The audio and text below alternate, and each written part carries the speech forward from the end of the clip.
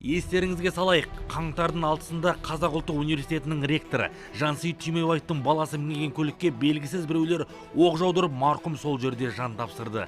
Серікбол Мұратхан былтыр күзде қамауға алынды. Күдіктінің адвокаты оның кінәсін айғақтайтын дәлел жоғын айтады.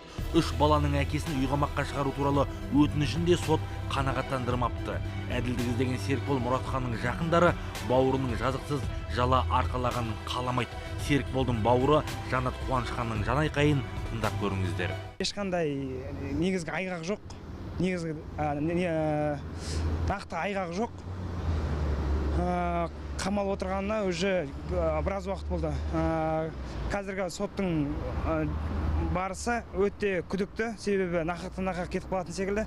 30-дан аса жаңа свидетель келді. Олардың бәрі жаңағындай оң нәтижесін беріп, біз почти 90% жаңағы кінәсіздігін дәлелдедік.